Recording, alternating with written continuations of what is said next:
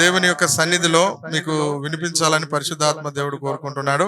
ఆదికాండము 24వ అధ్యాయము. ఇక్కడ ఒక అద్భుతమైనటువంటి కార్యమును మనం చూడబోతున్నాం. 14వ వచనం, అది 13వ వచనం నుండి చదవండి. 12వ వచనం నుండి.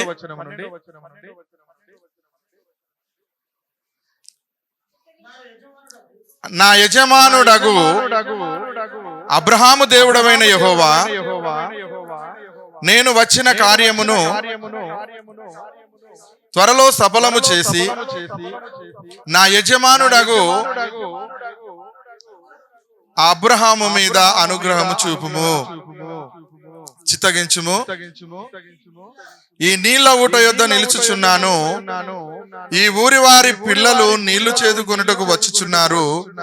కాబట్టి నేను త్రాగునట్లు నీవు దయచేసి నీ కడవను వంచుమని నేను చెప్పగా, నీవు త్రాగుము, నీ ఒంటెలకును నీళ్లు పెట్టెదనని ఏ చిన్నది చెప్పునో ఆమెయే నీ సేవకుడైన ఇస్సాకు కొరకు నీవు నియమించినదై ఉండునుగాక. అందువలన నీవు నా యజమానుని మీద అనుగ్రహం చూపుతావని నేను తెలుసుకుందును. హల్లెలూయా. ఈ వీడియో సార్ పిలువు చిన్ను,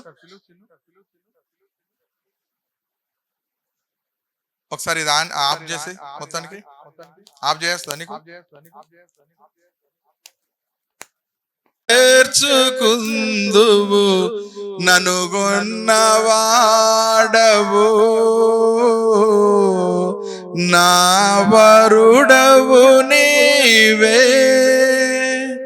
ఇవాళ అంశం ఏంటంటే వధువు సంఘం. Praise the Lord. హల్లెలూయా. వధువు అంటే ఎవరు? పెండ్లి కుమార్తె. ఆమేన్. వధువు అంటే పెండ్లి కుమార్తె. వధువు సంఘం అంటే పెండ్లి కుమార్తె సంఘం. వరుడెవరు? యేసయ్య. యేసయ్య నువ్వేమని పిలుస్తున్నావు? యేసయ్యని ఏమంటావు? నువ్వే ముందుగా చెప్పినావు, నిన్ను అడిగినా. హల్లెలూయా.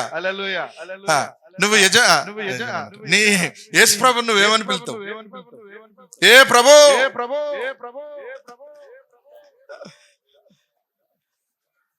నువ్వేమని పిలుస్తావు?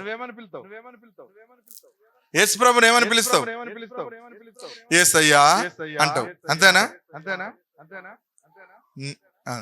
నువ్వేమని పిలుతావమ్మా? ప్రియుడా. అబ్బా, ఎంత మంచి పిలుపు. ప్రియుడా, యేసయ్యా, కుమారుడా అని కూడా అంటావా? అమ్మ నువ్వేమని పిలుస్తావు తల్లి? నా వరుడు, నా ప్రియుడు. మీ సార్ కొడతాను నిన్ను. Okay, praise the lord. అమ్మ నువ్వేమని పిలుస్తావు తల్లి?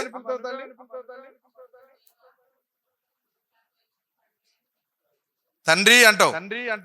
నా ప్రియుడా, నా ప్రియ ప్రభువా, నా వరుడా, పెండ్లి కుమారుడా. నా ప్రియుడా, నా ప్రియ ప్రభువా, నా వరుడా, పెండ్లి కుమారుడా. ఎప్పుడయ్యా నీకు నాకు పెండ్లి, ఎక్కడయ్యా మన పెండ్లి పంద్రి. ఎప్పుడయ్యా నీకు నాకు పెండ్లి, ఎక్కడయ్యా మన పెండ్లి పంద్రి. మధ్యాకాశమా మహిమలోకాలన, మధ్యాకాశమా మహిమలోకాలన. నా ప్రియుడా, నా ప్రియ ప్రభువా, నా వరుడా, పెండ్లి కుమారుడా.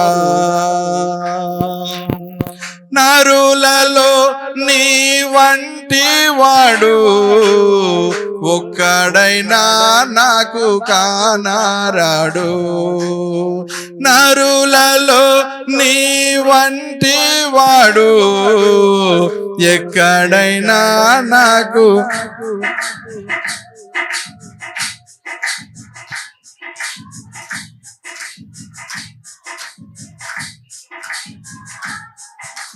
నీ ప్రేమ మధురం, నీ ప్రేమ అమరం, పరలోకపు తేజోమయుడా, 10,000లో నాతి సుందరుడా, పరలోకపు తేజోమయుడా,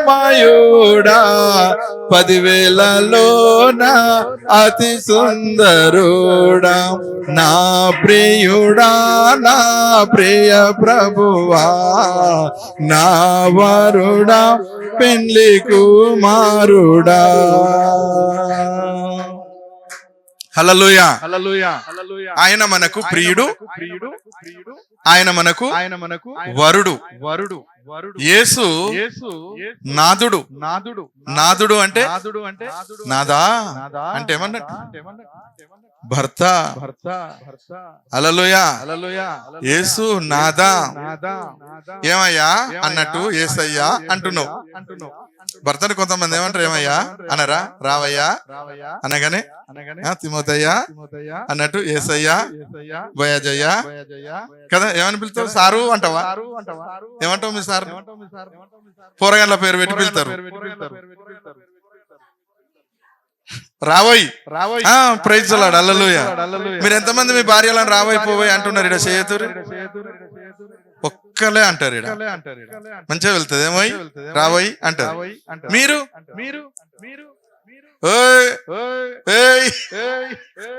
ఇలాంటివి వస్తాయి. ఇక లేకపోతే ఇక భర్త కోపంతో కదా. ఇనత్తలేదా?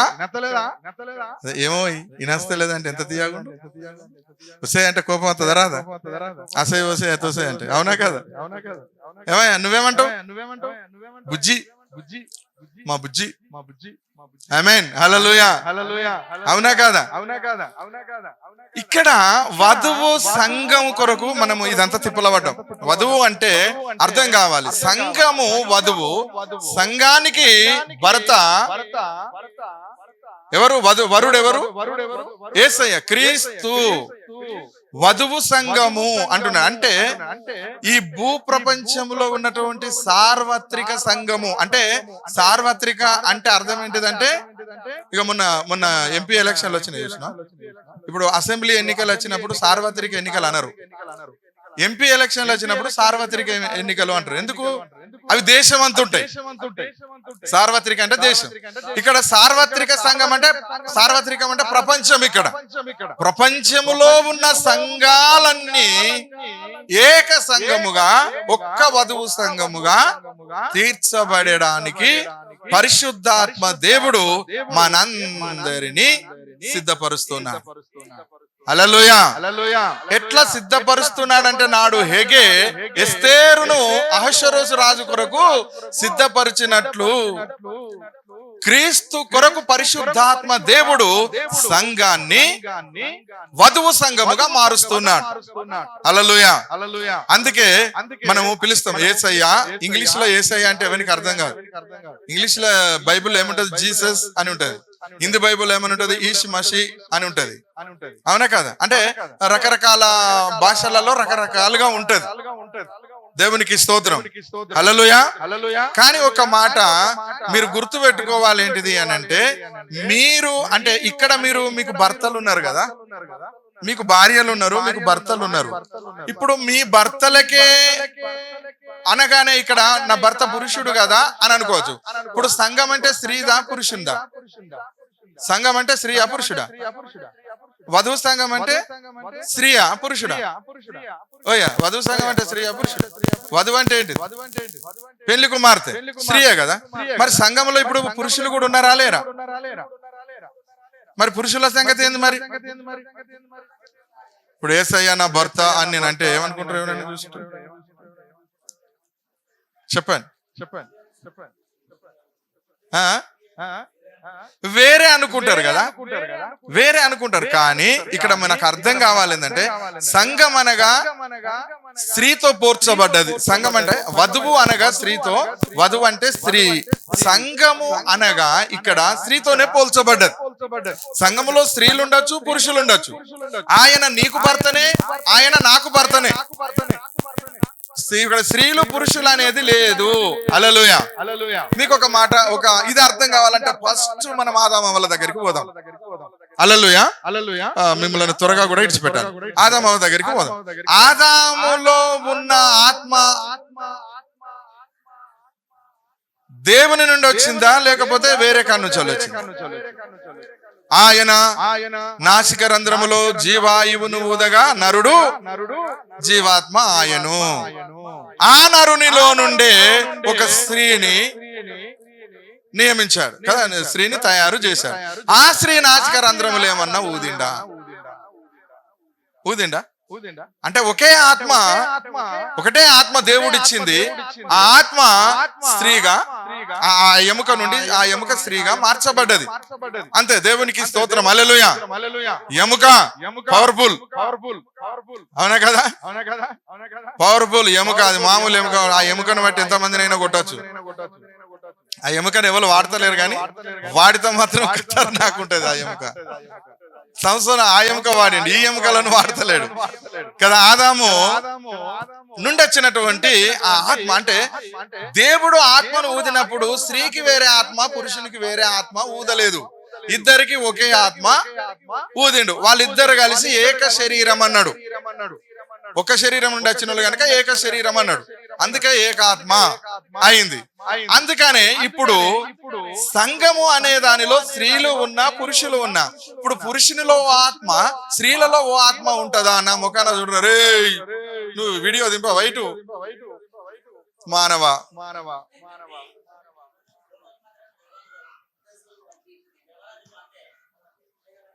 నేను ఎటు తిరుగుతాను వాడు తిరగాలి. ఇది కటింగ్ లో అవుతుంది. Praise Lord. హల్లెలూయా. దేవునికి స్తోత్రం కలుగును గాక. అమ్మ అర్థమైతుందా మీకు? ఏం చెప్పినా అర్థమైంది. పురుషునిలో ఒక ఆత్మ, స్త్రీలలో ఒక ఆత్మ లేదు, ఇద్దరిలో ఒకటే ఆత్మ ఉన్నది. హల్లెలూయా. ఒకటే ఆత్మ ఉన్నది, ఒకటి. అందుకనే వధువు సంఘము అంటున్నాం ఇక్కడ. స్త్రీలైనా పురుషులైనా ఆయన దృష్టిలో ఆయన ఆత్మ ఒకటే ఉన్నది, ఆయన శరీరం ఒకటే ఉన్నది. ఆయన ఒకటే శరీరము రెండుగా చేశాడు, ఆ రెండు కలిసి మళ్ళీ ఒకటే అన్నాడు. దీనిలో వధువు సంఘం అంటున్నాడు. వధువు అంటే ఇక్కడ పెళ్లి కుమార్తె అని మనం అనుకున్నాం. హల్లెలూయా. బాగా గుర్తుపెట్టుకోండి.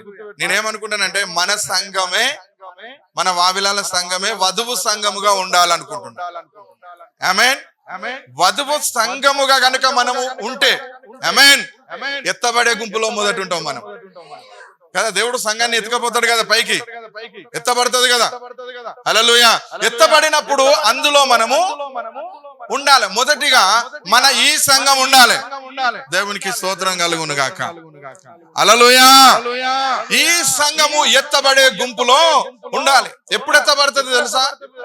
ఆయన పెళ్లి కుమారునిగా మధ్యాకాశంలోకి వచ్చినప్పుడు ఆయనను ఎదుర్కోవడానికి వధువు వెళ్ళాలి. వధువంతా వెళ్ళాలి అక్కడ. దేవునికి స్తోత్రం. వధువు ఆయనను ఎదుర్కోవడానికి వెళ్ళాలి. అందుకే నీ వధువు సంఘమున నన్ను చేర్చుకుందువు, రానున్న రాజువు, నా రాజువు నీవే. నీ వధువు సంఘములో నన్ను చేర్చుకున్నావు. అందుకే భూమి మీద చాలా సంఘాలు ఉన్నాయండి. యేసు ప్రభు సంఘాలు చాలా ఉన్నాయి. అందులో వధువు అనగా ఆయన ఏర్పాటు చేసుకున్నటువంటి వధువు ఎలా ఉండాలట? కింది వచనం చదవండి. ఆ వధువు అతడు మాటలాడుట చాలింపక ముందే అబ్రహామునకు సహోదరుడైన నాహోరు భార్యకు మిల్కా కుమారుడైన బెతుయేలునకు పుట్టిన రిబుకా కడవ భుజం మీద పెట్టుకొని వచ్చెను. ఆ చిన్నది మిక్కిలి చక్కనిది. ఆమె ఏంటిదట? ఆమె కన్యక. కన్యక అంటే అర్థం తెలుసా మీకు? ఏ పురుషుడును ఆమెను కూడలేదు. కన్యక అంటే పరపురుషుని వశము కానటువంటిది. హల్లెలూయా. ఏ పురుషుణ్ణి కూడనటువంటిది కన్యక, ఆమె వధువు. దేవునికి స్తోత్రం. సంఘం ఎలా ఉండాలి అంటే కన్యకలాగా ఉండాలి. ఎలా ఉండాలి? కన్యకలాగా ఉండాలి. మీరు ఆత్మీయ అర్థంలో చూడాలి. దేవునికి స్తోత్రం. హల్లెలూయా. కన్యక అనగానే, కన్యక అంటేనే ఏ పురుషుణ్ణి కూడనటువంటిది. ఆమె కన్యక అనగా ఆమె ఒక స్త్రీ, ఆమె కన్యక, ఆమెను ఏ పురుషుడు కూడలేదు. అలాంటి వ్యక్తిని దేవుడు తన యొక్క దాసుని కుమారుని కొరకు ఎన్నిక చేస్తూ ఉన్నాడు. హల్లెలూయా. ఎవరైనా మీరు పెళ్లి చేసుకునేటోళ్ళు కన్యకను చేసుకుంటారా, లేకపోతే కన్యాత్వం పోయిన వాళ్ళు చేసుకుంటారా? చెప్పండి. ఎవరు చెప్తారు? హల్లెలూయా. పెండ్లి అయినా కూడా ఒక భర్తను మాత్రమే కలిగి ఉండి పరపురుషుని చూడకుండా కూడా ఆమె కన్యకనే. హల్లెలూయా. ఒక భర్తకు సంసారం చేసే స్త్రీ కన్యకనే. ఎందుకంటే ఏ పురుషుడు కూడకుండా కేవలం కట్టుకున్న చేసుకున్న భర్తతో ఉన్నటువంటి స్త్రీ ఆమె పవిత్రురాలుగా, పరిశుద్ధురాలుగా ఎంచబడుతుంది. సరే, ఇప్పటికీ మాకు పెళ్లి కాలేదు కనుక, ఈమెను ఏ పురుషుడు కూడలేదు గనుక ఈమె కన్యక అనబడ్డది. చూడండి, ఇక్కడ ఈ యొక్క కన్యకను దేని కొరకు ఏర్పాటు దేవుడు చేస్తున్నా అంటే రెండు విషయాలు మీకు చెప్తా. ఇక్కడ మీరు అనుకోవాల్సింది ఏంటంటే ఇస్సాకు క్రీస్తుకు సూచనగా ఉన్నాడు. హల్లెలూయా. ఇస్సాకు యేసు ప్రభువుకు సూచనగా ఉన్నాడు. ఒకటి. రెండోది వచ్చింది ఎవరు? ఎలియాజరు. హల్లెలూయా. అబ్రహాము పెద్ద దాసుడైనటువంటి ఎలియాజరు. ఎలియాజరు ఎవరయ్యా? దేనికి సూచనగా ఉన్నాడు అంటే మధ్యవర్తి, పరిశుద్ధాత్మకు సూచనగా ఉన్నాడు. హల్లెలూయా. ఇప్పుడు రిబ్కా దేనికి సూచనగా ఉంది అంటే సంఘానికి సూచనగా ఉన్నది. హల్లెలూయా. ఈ కోణంలో మనం ఈ వాక్యాన్ని అర్థం చేసుకోవాలి. హల్లెలూయా.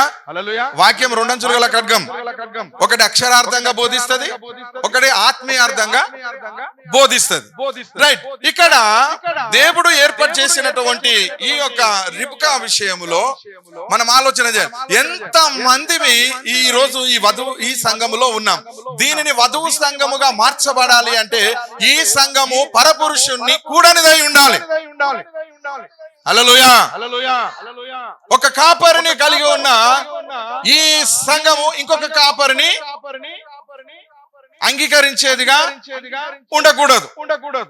ఎందుకంటే ఒక్క పురుషునికి అంటే ఏ పురుషుడు కూడా అటువంటిది కావాలి, పరిశుద్ధమైనది కావాలి. హల్లెలూయా. సంఘం అంటే పవిత్రమైనది. మీరు గుర్తుపెట్టుకోండి, సంఘం అంటేనే కన్య. సంఘం అంటేనే కన్య. యేసు ప్రభుకు కన్యక కావాలా, లేకపోతే కన్యత్వం పోయినది కావాలా?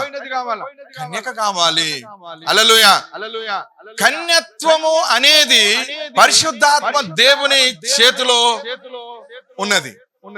మనల్ని కన్యకలను తయారు చేయగల శక్తి ఒక పరిశుద్ధాత్మకు మాత్రమే ఉన్నది. దేవునికి స్తోత్రం కలుగును గాక. హల్లెలూయా. ఇప్పుడు ఆయన ఒక మనసులో ఒక మాట అనుకుంటున్నాడు. ఏమనుకుంటున్నాడు అని అంటే చదవం కింది వచనం.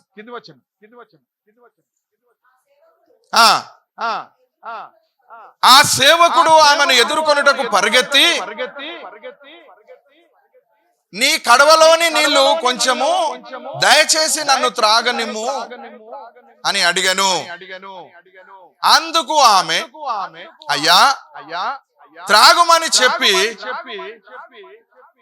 త్వరగా తన కడవను చేతి మీద నుండి దించుకొని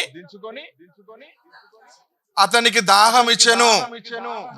మరియు ఆమె అతనికి దాహం ఇచ్చిన తరువాత నీ ఒంటెలను త్రాగునట్లు వాటికి నీళ్లు చేది పోసేదని చెప్పాను. ఇక్కడనే ఆ ఏర్పాటు అనేది ఉన్నది.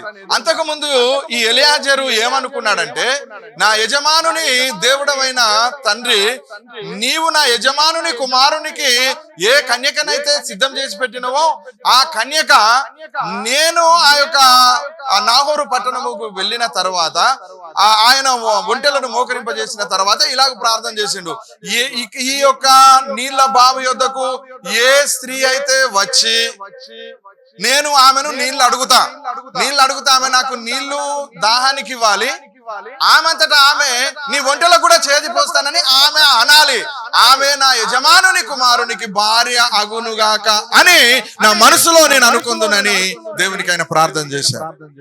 హల్లెలూయా. కన్యకను ఏర్పాటు చేసుకోవడం అంత ఈజీ కాదు. హల్లెలూయా. ఆయన అనుకున్నాడు, ఆయన లోపల ప్రార్థన చేసుకున్నట్టుగానే కొంతమంది స్త్రీలు ఆ బావి వద్దకు వచ్చి నీళ్లు చేదుకుంటూ ఉంటుండగా ఈయన ధనాదను ఆమె దగ్గరికి వెళ్ళి, అమ్మ నాకు దాహం అవుతుంది, దాహం కొన్ని నీళ్లు ఇవ్వనగానే ఆమె ఏమనాలి, ఎవరివయ్యా నువ్వు అనాలగా, ఎవరు నువ్వు నన్ను నీళ్ళు అడుగుతున్నావు, ఎవరు నీకు పట్టవగలేంటి, నువ్వు ఇక్కడ ఉన్నావు, నేనెందుకు నీకు నీళ్లు చేదిపోయాలి అని అనొచ్చు కదా. ఎలా రేపు వెళ్ళండి తవ్వండి వంగి వెళ్ళండి అమ్మకున్న నీళ్ళతో అంటే ఎవరి మీద అని అడుగుతారు, ఎవరు మీరు అని అడుగుతారు. అట్లా వచ్చినాయి రోజులు ఇప్పుడు, అవునా కదా. ఇవరు నీళ్లు, ఎందుకంటే ఈ మధ్యలో అందరు నీళ్లు కొంటారు, అవి కూడా ఇత్తలేరు.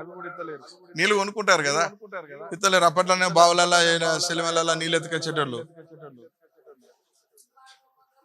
ఆడు దొంగ దొర తెలుతలేడు, ఆయనతో ఉన్నాయి గుంజుకోకపోతే ఏం చేసేది ఉన్నది అని ఇట్లా కూడా ఎవరు నమ్ముతలేరు. సరే, ఏదేమైనప్పటికీ కూడా ఆయన అనుకున్న మనసులో ఏదైతే ఆయన అనుకున్నాడో అనుకున్నట్టుగానే అక్కడ ఆమె ఏమన్నది, నీకు నేను నీళ్లు త్రాగుటకు ఇస్తున్నానని చెప్పి ఆమె నీళ్లు ఇచ్చింది. రెండవది, ఆమె అక్కడ ఉన్నటువంటి ఒంటెలేనండి 10 ఒంటెలు, 10 ఒంటెలకు నీళ్లు చేది పోస్తానని చెప్పింది. ఇక్కడ చూడండి, దేవుడు ఆమె గుణాన్ని పరిశీలన చేస్తున్నాడు, కన్యక గుణాన్ని పరిశీలన చేస్తున్నాడు.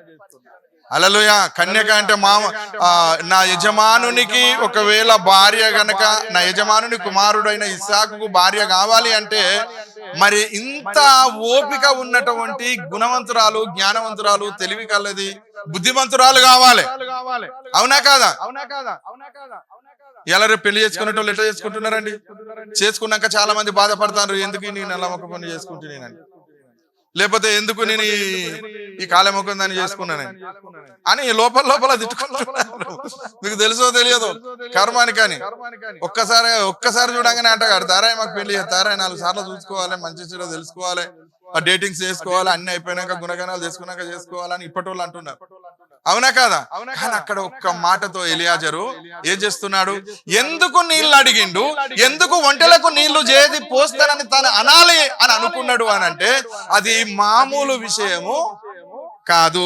దేవునికి స్తోత్రం. హల్లెలూయా.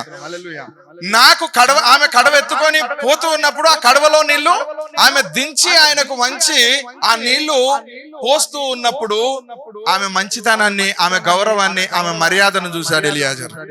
హల్లెలూయా. అంటే ఈమెది పెట్టే గుణము, ఈమెదికు ఇచ్చే గుణము, ఈమె నలుగురికి సహాయము చేసే గుణము, ఈమె గుణం మంచిది కదా అండి. అంటే దాన్ని బట్టి ఆయన ఆమె క్యారెక్టర్ ని అంచనా వేస్తూ ఉన్నాడు. చాలా మంది ముఖాలు ఎట్లా పెడతారు, నీళ్ళు పెట్టమంటే నేను కష్టపడి చేతుకున్నాను. మీకు తెలుసా, అది బుర్రున మోటార్తో పోసే బావి కాదు అప్పుడు, లేకపోతే బావి మీద గిరికేసేదే నీళ్లు కాదు. అప్పుడు 3 గోళలు 4 గోళల లోతు మెట్ల మీదకి వెళ్ళి లోపలికి దిగిపోయి పైకి చేతికి రావాలి, కుండ ముంచుకొని మళ్ళా నెత్తి మీద పెట్టుకొని ఆ బావిలోకి వెళ్ళి బయటికి ఎక్కి రావాలి. 2 మెట్లు ఎక్కి దిగమంటేనే మోసత్తంది, ఆయాసం వస్తుంది అంటారు. అవునా. పని చేస్తే ఎవరైనా చేస్తున్నారా, ఒక ఇన్ని నీళ్లు రావాలంటే అట్టిగానే వస్తాయి, బావి కాడికి పోయి ఇప్పుడు బిందె నీళ్లు తెమ్మని ఎవరైనా తెస్తారేమో, తెస్తారా. పోయి బోరింగ్ కొట్టుకొని నీళ్లు పట్టుకొని వచ్చినాక కొన్ని నీళ్లు పోయమని ఎంత కష్టపడతా నీళ్ళు వస్తాయి పైకి అంటారా అనరా. హల్లెలూయా. అమ్మ కొన్ని నీళ్ళు అంటే నీళ్లు మేము కొంటున్నామా, లీటర్కి 10 రూపాయలు, అది క్యాన్కి 10 రూపాయలు 20 రూపాయలు పెట్టి కొంటాను, అట్టిగానే వస్తాయి ఆ నీళ్లు అంటూ ఉన్నారు. అంటే ఇలా అన్న వాళ్ళ గుణం ఏంటిదో మనకు అర్థమైతే కదా. నీళ్ళు ఇంటికి వచ్చిన వాళ్ళకి నీళ్ళు ఇవ్వకపోతే వచ్చిన వ్యక్తి ఏమనుకుంటాడు చెప్పండి, ఏమనుకుంటాడు. ఆమెనేమనుకుంటారు? మర్యాద లేని స్త్రీ ఈమె, మర్యాద లేనటువంటి మనిషి ఈమె, కనికరం లేదు. అరే ఎంత పాపాత్మురాలు ఈమె, దాహం వేస్తుందంటే నీళ్ళు కదా అనుకుంటారా? అనుకోరా? ఇప్పుడు చూడండి, ఆకలి అవుతుంది అన్నం పెట్టమని అంటే అన్నం పెట్టలేదు అనుకో, ఎంత కఠినాత్మురాలు, ఎంత పాపాత్మురాలు, పాపిస్తుంది అని అనుకుంటారా? అనుకోరా?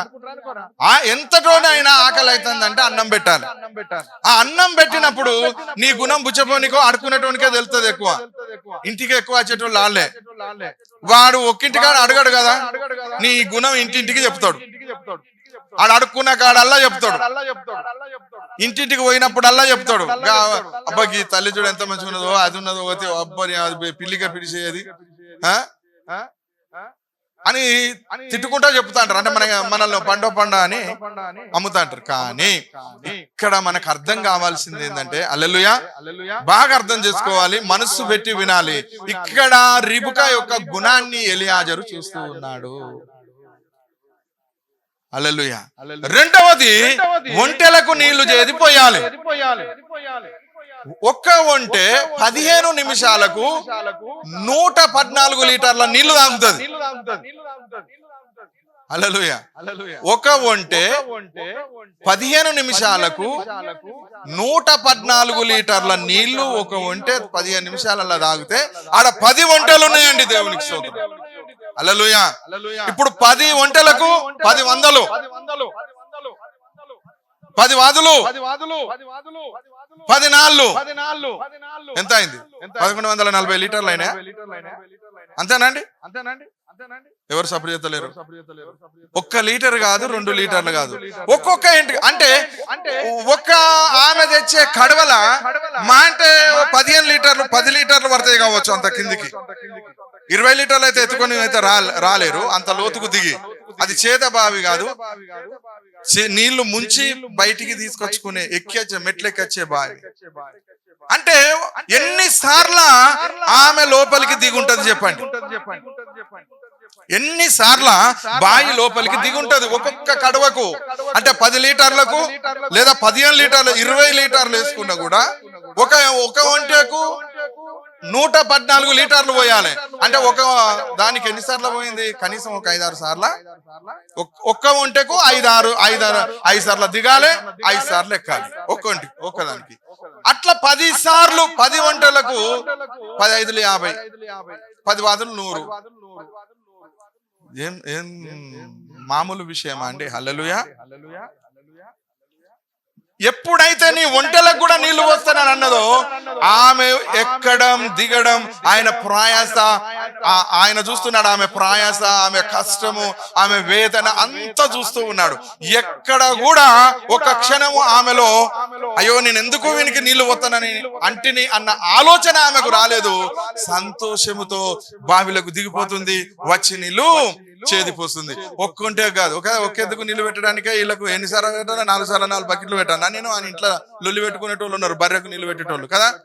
పెట్టుకోపోరా, నువ్వే పెట్టుకోపో, ఆ బర్రె దేవత నా బాధానికి నా గండానికి తెచ్చినావు, నువ్వు దుఃఖంలో బర్రెను కొన్నట్టు తీసుకొచ్చి నాకు దాన్ని తలగా పెట్టినావని తిట్టేటోళ్ళు లేరా? ఉన్నారు. వీళ్ళకి శాతగాని వాళ్ళు నీళ్ళని నిలువుతాం, మందు వచ్చి తంపాలి. ఏమిటికి అక్కడకు రానోళ్ళు వీళ్ళు. అవునా కాదా? ఎందుకు బతుకుతాను భూమి మీద? అందరు తిట్టుకుంటారు, ఎందుకు బతుక ఇంత మంది సాగు అంటారా అనరా? ఆ రోజు ఎలియాజరు కన్యక అంటే మామూలు కాదు. మరి దేవుని ఎన్నిక అనేది మామూలు కాదు. ఎలా ఉంటే సంఘం ఎత్తబడుతుందో మీకు అర్థం కావడానికి చెప్తున్నాను. అంటే ఇప్పుడు ఎంత స్ట్రగుల్ ఆమె పడుతున్నదో ఎలియాజరు చూస్తూ ఉన్నాడు. ఎంత ఓపిక, ఎన్నిసార్లు నేను దిగాలి, ఎన్నిసార్లు పైకి ఎక్కాలి అనే అలసట ఏది కనిపించకుండా సంతోషంతో ఆమె చేదుతూనే ఉన్నది. నీళ్లు తెచ్చి ఒంటెలకు పోస్తూనే ఉన్నది. ఒక్కొక్క ఒంటె 15 నిమిషాలు తాగుతున్నది. ఆ నీళ్లు పోసిన నీళ్ళని ఎన్ని నిమిషాలలో? 15 నిమిషాలు తాగుతుంది. ఒంటె 114 లీటర్ల నీళ్లు తాగుతుంది. ఎంత టైం పట్టచ్చు?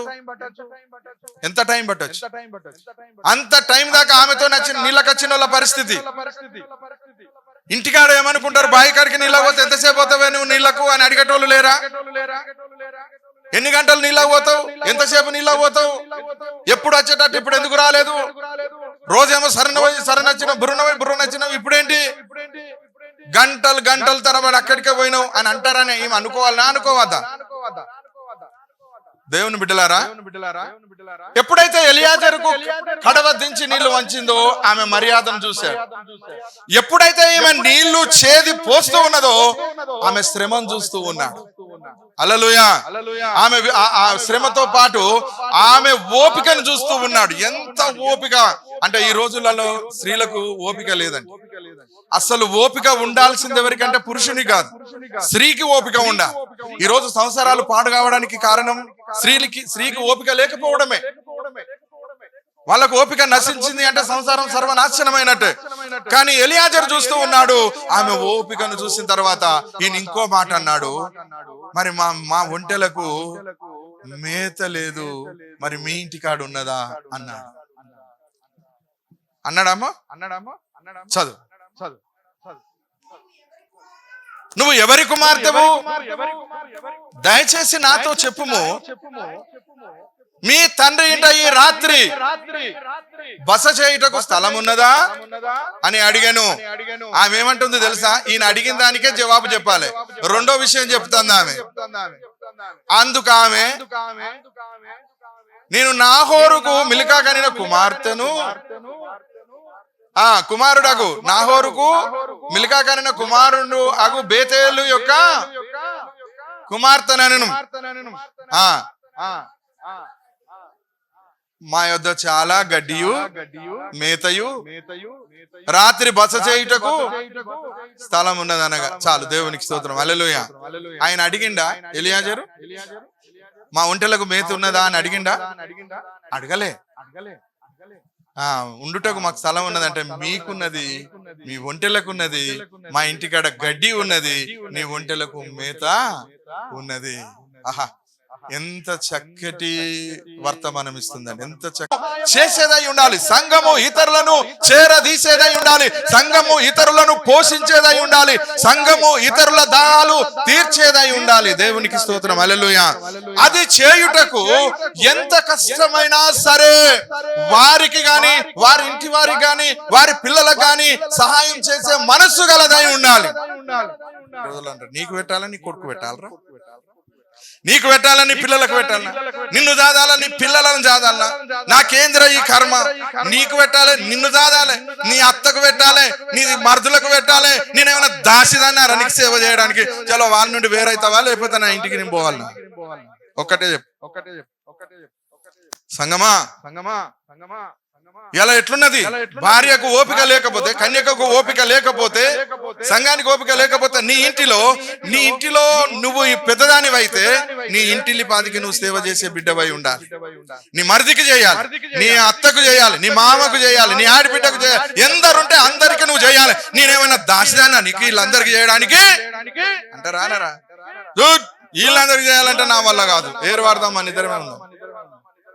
అట్లయితే సంసారానికి అత్త, లేకపోతే మా ఇంటికి నేను పోతా. ఇలాంటి వాళ్ళు లేరా? ఇప్పుడు చేసి పెడతానరా? పెళ్ళైనాక ఎన్ని రోజులకు ఏరు పడతారు? నెల అయితే లేదు. ఎన్ని రోజులకు వేరైతారు? పెళ్ళైనాక అవ్వలారు, చెప్తలేరు అయ్యలారు. రేపు మీరు పెళ్లి కాని వాళ్ళు ఉన్నారు, రేపు మీకు పెళ్లి అయితే ఏం చేస్తారు? అందరికీ చేసి పెట్టడానికి నేను సిద్ధంగా ఉన్నాను అనే సిచ్యువేషన్ లో ఉన్నారా? అనే పరిస్థితిలో మీరు ఉన్నారా? అత్త ముసలిది అయితే అత్తకు చేయాలి, మామ ముసలిది అయితే మామకు చేయాలి. ఎంతకాలం చేయాలి? వాళ్ళు చచ్చిపోయేదాకా చేయాలి. నేను ఒక్కదాన్నే ఉన్నా, నా కోడలు ఇంకోవతి లేదా, అది చేయదా, మా ఆరాలు చేయదా? నువ్వు ఒక్కనివే పుట్టినావు రావకు, ఇంకా నలుగురు ఉన్నారు కాదురా, మరి వాళ్ళ భార్యలు చేయరారా అని తిట్టే భార్యలు కూడా కొందరు ఉంటారు. ఉంటారు. నేను అనుకుంటున్నా, నువ్వు జ్ఞానవంతురాలు అయితే, బుద్ధిమంతురాలు అయితే ఏమనుకుంటావు అంటే, వాళ్ళెవరు పుట్టలేదు, నా భర్త ఒక్కడే పుట్టిండు, నేను ఒక్కదాన్నే చెయ్యాలి అని ఎప్పుడైతే నువ్వు అనుకుంటావో ఆ నలుగురితో అవసరం లేదు. దేవుడు నిన్ను బహుబలంగా వాడుకుంటాడు. నీకచ్చే కీర్తి, నీకచ్చే ఘనత ఇంత అంతా కాదు. హల్లెలూయా. దాని వెనుక మస్తు ఆశీర్వాదం ఉంటది, కానీ దాన్ని దాకా నువ్వు వెళుతలేవు, దాన్ని టచ్ కూడా చేస్తలేవు. ఎంబడే నువ్వు భయపడిపోతూ ఉన్నావు. అంత లోతుకు నీళ్లు చేదిపోయడం అంటే ఎంత ఓపిక. ఎన్నిసార్లు కాళ్ళు గుంజొచ్చు ఆమెకు? గుంజలేదంటమా? ఆమె మనిషే కదా, ఆమెకు నువ్వు కాళ్ళు పాదాలు నొప్పి పెట్టలేదా? పెట్టినాయి, అయినా ఓర్చుకున్నది. దేవునికి స్తోత్రం. నీ ఒంటెలకు కూడా పోస్తానయ్యా నీళ్లు. ఎంత మంచి మాట. నీకే కాదు, నీ ఇంటి వారికే కాదు, ఇంకెవరైనా నీ తాత ముత్తాతను తీసుకురా, వాళ్ళకు కూడా చేసి పెడతా నేను. ఆ దమ్ము, ఆ శక్తి దేవుడు నాకు ఇచ్చిండు అని చెప్పే కన్యక కావాలి ఈ రోజులలో. హల్లెలూయా. ఈ రోజు వధువు సంఘం అంటే అదే. దేవుని కావాల్సింది అదే. ఓపికతో ఉండాలి. ఎంతవరకు? అంతవరకు ఎవడైతే రక్షింపబడునో, అంతవరకు ఎవడైతే నిలిచి ఉండునో వాడే గట్టిగా చెప్పు. అంతం వరకు ఎవడైతే నిలిచి ఉంటాడో వాడే రక్షింపబడును. హల్లెలూయా. ఈ రోజు విశ్వాసం ఒక్క రోజుతో అయ్యేది కాదు, అంతము వరకు, నీ జీవితాంతము వరకు. హల్లెలూయా. జీవితాంతము, మరణ పర్యంతము నీ కృప చాలును ప్రభువా, నీ కృప చాలును ప్రభువా. అంటే జీవిత అంతం వరకు ఎవడైతే నిలిచి ఉంటాడో వాడే రక్షింపబడును. దేవుని సంఘములో బిడ్డ, ఎన్ని కష్టాలు వచ్చినా, ఎన్ని శ్రమలు వచ్చినా, ఎన్ని బాధలు వచ్చినా, ఎంత వేదనైనా, ఎంత కష్టము కలిగినా ఆ శ్రమను ఓర్చుకునే స్థితిలో నువ్వు ఉండాలి. అదే వధువుకున్నటువంటి గుణం. హల్లెలూయా. కన్యకలాగా నువ్వు ఉండాలి. గుణములో కన్యకలాగా ఉండాలి. చేసే పనిలో కన్యకలాగా ఉండాలి. నీ వృత్తిలో, నువ్వు జీవించే విధానంలో కన్యకలాగా ఉండాలి. నువ్వు మాట్లాడితే కన్యకలాగా ఉండాలి. 1-2 కాకూడదు ఏది. హల్లెలూయా. అందుకే ఎలియాజరు ఇచ్చినటువంటి మాట ఏమని చెప్తుంది? అయ్యా, నీకు మా ఇంట్లో స్థలం ఉంది, దా, మీ ఒంటెలకు స్థలం ఉంది, రండి, మా ఇంటిలో సమృద్ధిగా ఉంది. నేను మరి నాన్న పర్మిషన్ తీసుకున్నదా? అవ్వ పర్మిషన్ తీసుకున్నదా? మామ పర్మిషన్ తీసుకున్నదా? నేను ఆగు అడిగస్తా, మరి ఉన్నదా లేదా, మరి మా వాళ్ళు ఏమంటారు అని అన్నదా? యథార్థవంతురాలు. హల్లెలూయా. రిబుకా యథార్థవంతురాలు, పవిత్రురాలు, పరిశుద్ధురాలు, కన్యక, ఏ పురుషుని కూడనటువంటి ఆ స్త్రీ ఈ రోజు సంఘానికి సూచనగా దేవుడు ఏర్పాటు చేస్తూ ఉన్నాడు. ఆమేన్. అందుకే దేవుడు ఆ కన్యకను, ఎలియాజరు ఆ కన్యకను ఏం చేశాడు? ఎంబడే ఇంటికి వెళ్ళి తను తెచ్చినటువంటి నగలు, నట్రా అన్ని తీసుకొచ్చి, ముక్కుకి కమ్మ పెట్టి, చేతులకు బంగారు కడియాలు పెట్టి, కాళ్ళకు పట్టీలు పెట్టి ఆమెను వెంట తీసుకొని వచ్చేసాడు. హల్లెలూయా. ఒక రోజు దేవుని బిడ్డ, ఈ సంఘాన్ని కూడా దేవుడు అట్లా తీసుకుపోతాడు. ఆమేన్. ఈ సంఘము దేవుని సన్నిధిలో ఎత్తబడుతుంది. ఒక రోజు నీకు మనులు, మాన్యాలు, ధనము, ఐశ్వర్యం, సర్వ సంపదలు, సకల విధములైన ఆశీర్వాదాలు ఇచ్చి దేవుడు నిన్ను తన వెంట తీసుకొని పోతాడు. ఆమేన్. ఎక్కడికి? నిన్నెక్కడికి తీసుకెళ్తాడు? హల్లెలూయా. ఇప్పుడు ఇస్సాకు వచ్చిండా? ఆమెను తీసుకుపోను. ఎలియాజరు వచ్చిండా? చేసుకున్న భర్త రాలేదండి. చేసుకున్న భర్త అక్కడనే ఉన్నాడు, ఇంటికాడనే ఉన్నాడు. హల్లెలూయా. ఒక్క మాట, ఆమె గుణం చూడండి. తన తండ్రి నాబాలు అడుగుతాడు, తన నాబాలు అడుగుతాడు, అమ్మ మరి ఈ మనుషునితో నువ్వు వెళ్ళేదవా అంటాడు. ఈ మనుషునితో నువ్వు వెళ్ళేదవా అంటే ఆమె ఏమంటో తెలుసా? వెళ్తాను. దేవునికి స్తోత్రం. ఎన్ని సుగుణాలు ఆమెలో కనిపిస్తున్నాయండి. ఒక్క మాట, తండ్రి అడిగిన మాట, తల్లి అడిగిన మాటను కాదనలేదు. ఆయన ఎవరో నాకు తెలియదు, ముక్కు ముఖం తెలియదుతో నన్ను ఎట్లా పంపుతావు డాడీ అన్నదా? అనలే. నీకు నన్ను పంపడం మీకు ఇష్టమైతే నేను వెళ్ళిపోతాను ఆయనతోటి. ఆమేన్. పంపించేశారండి. అందరిని విడిచిపెట్టి ఒక్క రిబుక దాసే పని వాళ్ళు మాత్రము ఆమెతో వెళ్ళిపోతూ ఉన్నారు. దేవుని బిడ్డ, నీతో పాటు నీ పని వాళ్ళు, నీ దాసులు, నీ దాసీలు అందరూ పరలోక రాజ్యానికి ఎత్తబడతారు. నీవు వాళ్ళను, నీతో పాటు వచ్చే వాళ్ళను నువ్వు దేవుని రాజ్యానికి తీసుకొని వస్తావు. కానీ నువ్వు ఉండాల్సింది కన్యక. మొదటి గుణం ఏంటిదండి? ఎలా ఉండాలి? దేవుడు ఏర్పాటు చేసుకున్న సంఘము కన్యత్వం కలిగి ఉండాలి.